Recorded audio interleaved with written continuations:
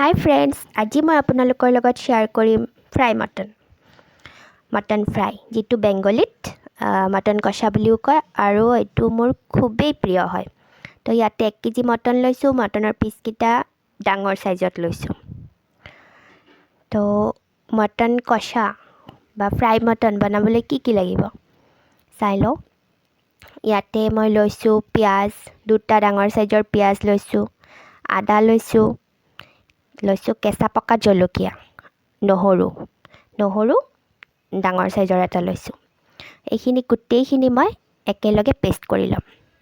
কেঁচা জলকীয়াৰ যিটো ফ্লেভাৰ সেইটো বহুতেই ভাল লাগে আৰু একো ক্ষতিও নকৰে, গতিকে গুড়ি জলকীয়া লোৱাতকৈ কেঁচা জলকীয়াই লৈছোঁ। তো গোটেইখিনি পেষ্ট কৰি ল'ম।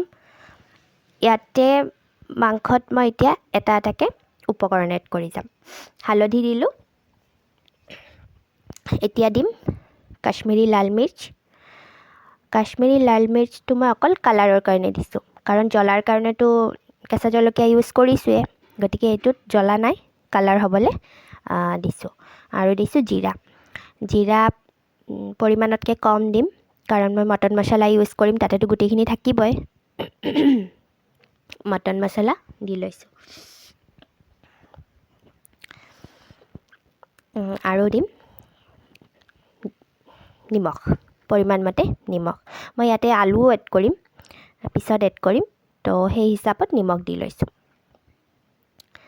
আৰু দিম মাষ্টাৰ্ড অইল। সমস্তবোৰ একেলগে দি দিম।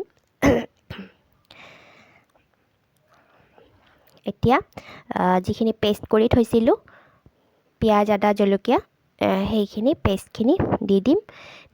মই একেলগে দি ভালদৰে মিক্স কৰিম। বহুত টাইম মিক্স কৰিব লাগিব, সেই মিক্স কৰোঁতেই আধা হৈ যায় মাংস, গতিকে মিক্সটো ভালদৰে কৰিব লাগিব। আৰু মিক্স কৰি মই আধা ঘণ্টা সময় ঢাকি থৈ দিম। তো আধা ঘণ্টা পিছত মই কেৰাহী বহাইছোঁ, কেৰাহী গৰম হৈছে, তাতে আকৌ মাষ্টাৰ্ড অইল দিছোঁ। ইয়াতে অলপ কম দিলেও হ'ব, কাৰণ মইতো মাংসত এড কৰিয়ে থৈছিলোঁ মাষ্টাৰ্ড অইল। তো মাষ্টাৰ্ড অইল দিছোঁ। তেল গৰম হোৱাৰ লগে লগে মই ইয়াতে গৰম মছলা, তেজপাত দি দিম। তো গৰম মছলা দিলোঁ, গোটা গৰম মছলা দিছোঁ, তো পিছত আকৌ গৰম মছলা এড নকৰিলেও হ'ব, যিহেতু গোটা গৰম মছলা সম্ভাৰত দি দিলোঁ। গোটা গৰম মছলা, তেজপাত আৰু 2টা ডাঙৰ সাইজৰ পিঁয়াজ মই ইয়াতে দি দিম। 2 এবাৰ লাৰি দিম। দিয়াৰ পিছত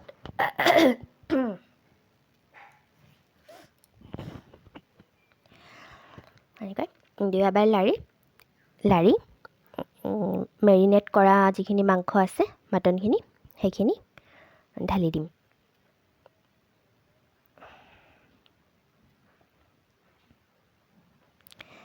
এনেকৈ দি দিলোঁ।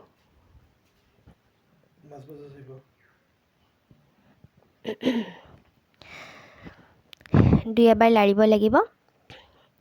আলু মই এতিয়াই এড নকৰোঁ, চাই থাকক গোটেইখিনি, কেতিয়া এড কৰিম দেখিবই। তো দি দিলোঁ। এতিয়া অলপ মিহলাম, গৰম মছলা, পিঁয়াজ, মাংস গোটেইখিনি মিহলাই মই কিন্তু পানী ইউজ নকৰোঁ এতিয়া, কাৰণ মই যেতিয়াই বনাওঁ দেখা পাওঁ মাংসৰ পৰা পানী ওলায়ে। তো ঢাকি দিম মই এইটো, ঢাকি দিলে মাংসৰ গাৰ পৰাই পানী ওলাব। পানী এক্সট্ৰা ইউজ কৰাৰ প্ৰয়োজন নাই। তো ঢাকি দিলোঁ। ইয়াতে মই 10 মিনিট সময় ঢাকি থ'ম। 10 মিনিট পিছত চাওক, দেখিছেনে পানী নিজে ওলাইছে। তো মাংসৰ গাত পানী থাকে ন, তো পানী ওলাবই, পানী দিব নালাগে এক্সট্ৰা। তো এতিয়া অলপ চাওঁচোন সিজিছেনে নাই। আধা সিজিছে, মোটামুটি এটা সিজিছে, আৰু পিচকেইটা ডাঙৰ ন, টাইম লাগিব সিজিবলৈ। তো যিহেতু আধা সিজিছে, গতিকে মই এতিয়া ইয়াত আলু এড কৰিম। কাৰণ যদি একেলগে আলু এড কৰিলোঁ হয়, তেন্তে মাংসৰ পিচ এনেও মটন হয়, চিকেনটো নহয়, মটন হয়, সিজিবলৈ টাইম লাগে আৰু পিচকেইটাও ডাঙৰ। তেতিয়া কি হ'লে হয়, আলু সিজি গ'লে হয়, মটন নিসিজিলে হয়। তো মটন আধা সিজা হোৱাৰ পিছত মই ইয়াতে আলু এড কৰিছোঁ। আকৌ এতিয়া মিহলাই দিম। আকৌ মই ঢাকি থৈ দিম আৰু 10 মিনিট সময় ঢাকি থৈ দিম। এয়া চাওক, ঢাকি থৈ দিয়াৰ পিছত পানী কেনেকৈ নিজে নিজে শুকাই গৈছে আৰু মাংসটো আৰু সিজিছেই। এতিয়া চাই ল'ম আলু সিজিছেনে নাই। চাওচোন, আলু মোটামুটি সিজি গৈছে। তো আলু যেতিয়া সিজি গৈছে আৰু অলপ ফ্ৰাই কৰি মই কি কৰিম আলুখিনি উঠাই থৈ দিম এক্সট্ৰাকৈ, কাৰণ মাংস বহুত ফ্ৰাই কৰিব লাগিব। মাংস ফ্ৰাই কৰোঁতে আলু যদি একেলগে থাকে আলু ভাঙি গুৰি হৈ যাব। গতিকে মই আলুখিনি উঠাই থৈ দিম, মাংসখিনি এক্সট্ৰাকৈ ফ্ৰাই কৰিম। তো আলু উঠাই থৈ দিলোঁ। উঠাই ল'ম এতিয়া মই এটা এটাকৈ, আৰু মাংসখিনি সেই আলু উঠাই লৈ মাংসখিনি ফ্ৰাই কৰি লৈছোঁ। পূৰা শুকান হৈ গৈছে। এতিয়া আলু আকৌ এড কৰি দিম। এনেকৈ আলু এড কৰি দিম আকৌ। এড কৰি আকৌ অলপ সময় ফ্ৰাই কৰিম। ফ্ৰাই কৰি অলপ গৰম পানী দিব লাগিব, অকণমান দিম, যাতে হেৰি হয়, অলপ ভিজা ভিজা থাকে। একেবাৰে শুকান নহয়, কিন্তু শুকান হৈ গৈছে। যদিও ফ্ৰাই মটন হয়, অকণ ভিজা ভিজা থাকিলে ভাল লাগে। তো ফ্ৰাই হৈ গ'ল। মই এতিয়া অকণ গৰম পানী অলপমান, যিহেতু ফ্ৰাই হ'ব ন, তো অলপমান এয়া এড কৰি দিলোঁ গৰম পানী। এতিয়া মই মিহলাই ল'ম ভালদৰে। মিহলাই, মাংসটো পূৰা সিজিয়ে গৈছে, আলুও সিজিছে, কথা নাই, ফ্ৰাইও হৈ গৈছে। অকণ এতিয়া পানী দিছোঁ আৰু অলপ সময় ফ্ৰাই কৰিম। ফ্ৰাই কৰাৰ পিছত মই গেছৰ ফ্লেমটো অফ কৰি দিম। তো ফাইনেলি হৈ গ'ল আমাৰ মটন কষা, ফ্ৰাই মটন।